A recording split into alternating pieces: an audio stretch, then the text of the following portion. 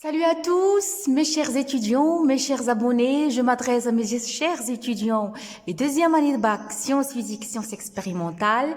Bienvenue dans cette nouvelle capsule dont l'objectif c'est de vous faire un petit résumé concernant les mots clés du premier chapitre, la consommation de la matière organique et flux d'énergie. Donc certaines définitions que vous devez apprendre par cœur, comme ça là dans la partie restitution de connaissances pour l'examen, vous n'aurez pas de problème. Allez-y, on commence. Donc la première définition que vous devez avoir en examen, c'est la glycolyse. Lorsque le prof, mes chers étudiants, il vous demande la glycolyse. C'est quoi la glycolyse? Vous devez mettre dans votre tête que c'est une étape. Oui, c'est une étape commune entre la respiration et la fermentation. C'est-à-dire, pendant la respiration, on trouve l'étape de glycolyse et aussi pendant la fermentation. Mais ce que vous devez retenir, que cette étape-là, cet ensemble de réactions, il se passe où? Il se passe dans l'hyaloplasme. Autre définition que je peux rajouter, la glycolyse, c'est quoi? C'est un ensemble de réactions. Oui, هو مجموع من التفاعلات الكيميائية التي تؤدي إلى ماذا؟ إلى تحويل الجليكوز إلى حمض البيروفيك 2NAD 2NADH+ et 2 ATP. Donc retenez mes chers étudiants, la glycolyse, ça vient de quoi le mot glycolyse là? Dans ce terme-là, vous entendez le terme glycose. Oui, donc glycolyse, la lyse, c'est-à-dire la dégradation, c'est-à-dire la fragmentation. Donc la glycolyse, c'est un ensemble de réactions biochimiques, c'est un ensemble de réactions de dégradation. Dégradation de quoi? De notre molécule de glucose. Vu que notre molécule de glucose, notre métabolite de glucose, il est très riche en énergie.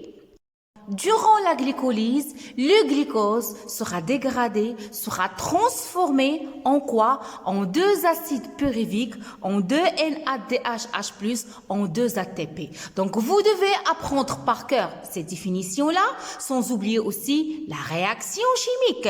Oui, la réaction chimique, on a les réactifs aussi, regardez, C6H12O6, c'est la formule de glucose, vous devez l'apprendre par cœur, plus 2 ATP plus 2 PI qui vont subir une phosphorylation pour former à la fin 2 ATP, plus 2 NAD+. Qu'est-ce qu'on a à la fin de la glycolyse? On a l'apparition d'un nouveau réactif, d'un nouveau acide pyruvique. 2 acides pyruviques. Une molécule de glucose, ça va me donner 2 acides pyruviques. 2 acides pyruviques, retenez ça, 2 ATP et 2 NADH. Donc 2 NADH+. Donc vous devez retenir cette réaction. On passe maintenant à une autre définition, c'est le cycle de Krebs. Qu'est-ce que c'est le cycle de Krebs? C'est un ensemble de réactions مجموعة من التفاعلات الكيميائية التي تقع على مستوى الماتريس الميتوكوندرية. Au cours, il se déroule au niveau de la matrice mitochondriale, au cours desquelles, qu'est-ce qu'il va y avoir? Que le pyruvate, il va subir une dégradation, une fragmentation, une dégradation qui va donner à la fin 2 CO2, 3 NADH+, FADH2 et une molécule d'ATP. Donc, retenez mes chers étudiants que خلال دورة كريبس ماذا يقع؟ مجموع من التفاعلات c'est un ensemble de réactions biochimiques, un ensemble de réactions de décarboxylation, de déshydrogénation. Donc, qui se déroule où? Donc, vous devez savoir le lieu du cycle de Krebs, c'est au niveau de la matrice. Le contraire de la glycolyse qu'on a vu qu'il se déroule au niveau du hyaloplasme. Donc le cycle de Krebs, il se déroule au niveau de la matrice mitochondriale.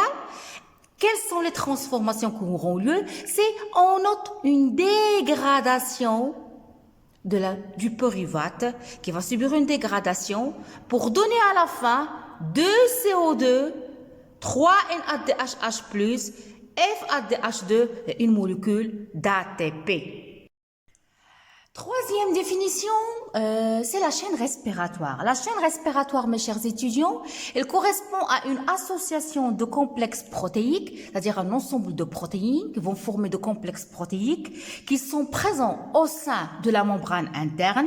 Retenez très bien que ces complexes protéiques, où peut-on trouver? C'est au niveau de la membrane interne, c'est pas au niveau de la membrane externe. J'insiste là-dessus, s'il vous plaît. Les complexes protéiques de la chaîne respiratoire, ils se retrouvent au sein, à l'intérieur de la membrane interne de la mitochondrie. Et qu'ils sont responsables de quoi?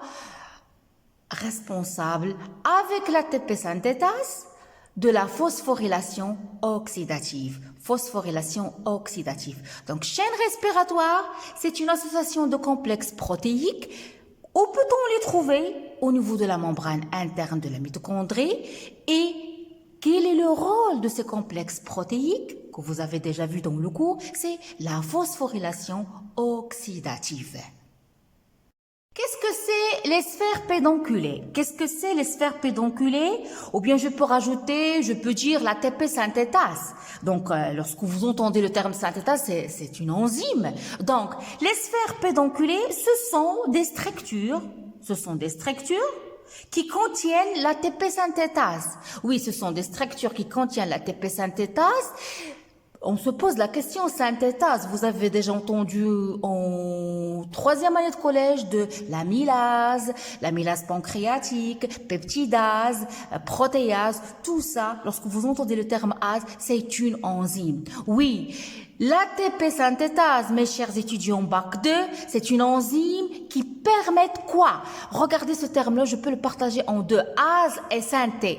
Synthétase, c'est-à-dire ils permettent la synthèse. Ils ne permettent la fabrication, la formation de quoi? De l'ATP. Ils ne permettent la synthèse, ils ne permettent la formation d'une molécule d'énergie, c'est l'ATP. Donc, qu'est-ce que c'est les sphères pédonculées? Ce sont des structures qui contiennent l'ATP synthétase. Vous devez savoir où peut-on les trouver? Au niveau de la membrane interne de la mitochondrie. Quel est le rôle de cette ATP synthétase? C'est tout simplement, son nom l'indique, il synthétise l'ATP. Donc, elle se situe au niveau de la membrane mitochondriale interne. Donc, c'est ça ce que vous devez retenir.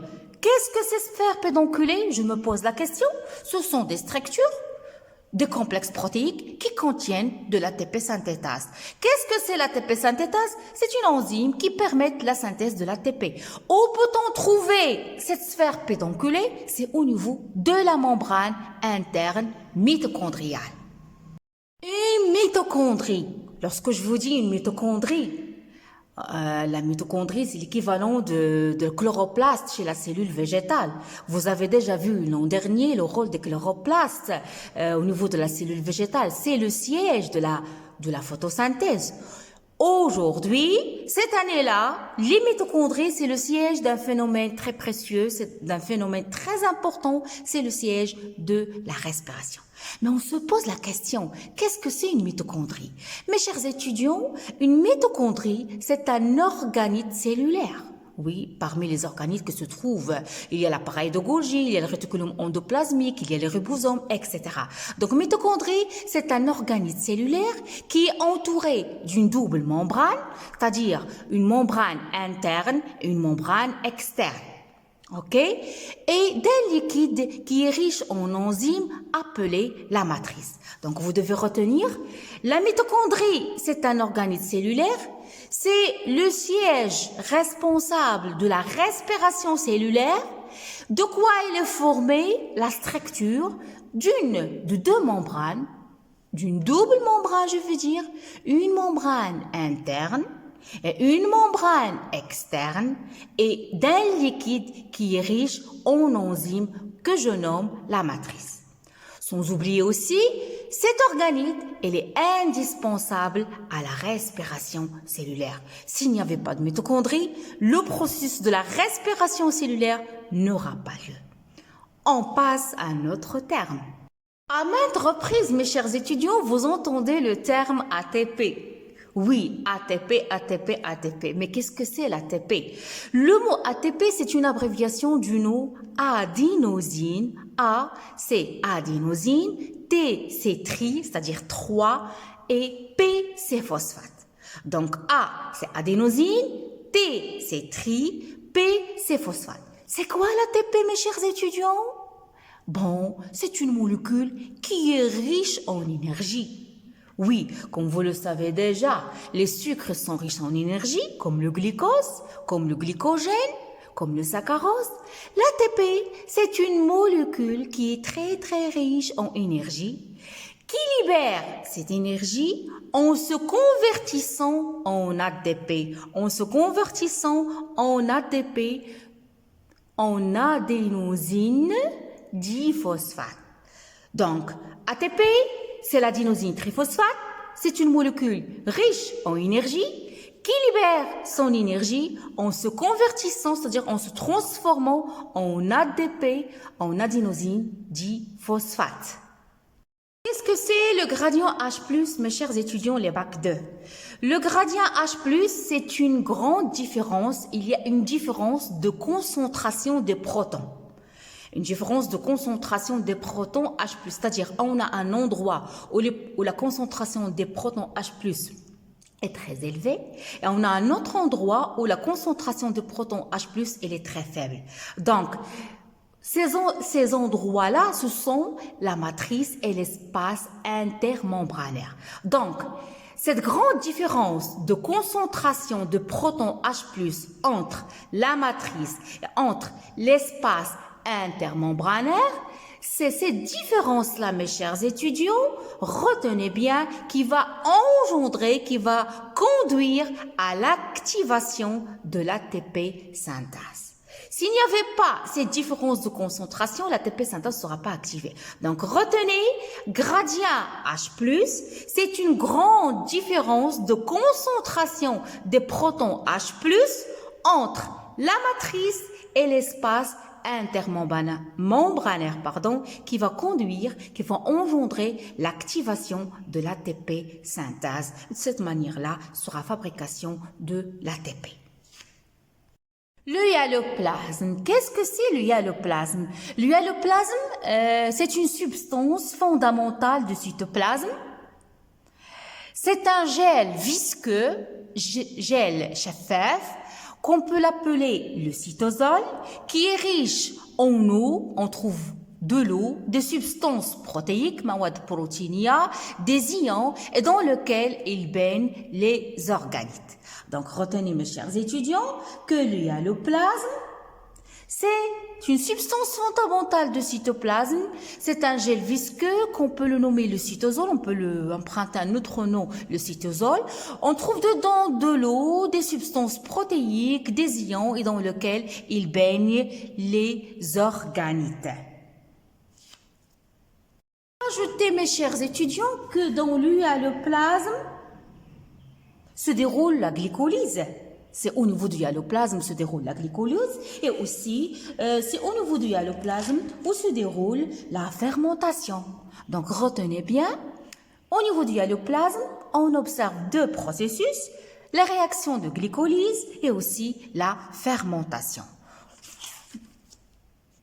Ma petite capsule concernant ce petit résumé des termes scientifiques que vous devez apprendre par cœur pour le chapitre 1 touche à sa fin, mes chers étudiants, les bac 2. J'espère que vous avez bien compris, que vous n'aurez pas de problème. Si vous en avez des questions, vous pouvez les poser dans la partie commentaires. Abonnez-vous à ma chaîne, laissez-moi beaucoup de commentaires, des pouces bleus. À la prochaine capsule, un autre résumé pour vous faciliter la tâche, pour que vous aurez toujours 20 sur 20, Inch'Allah, en SVT. Je vous aime, je vous adore, au revoir.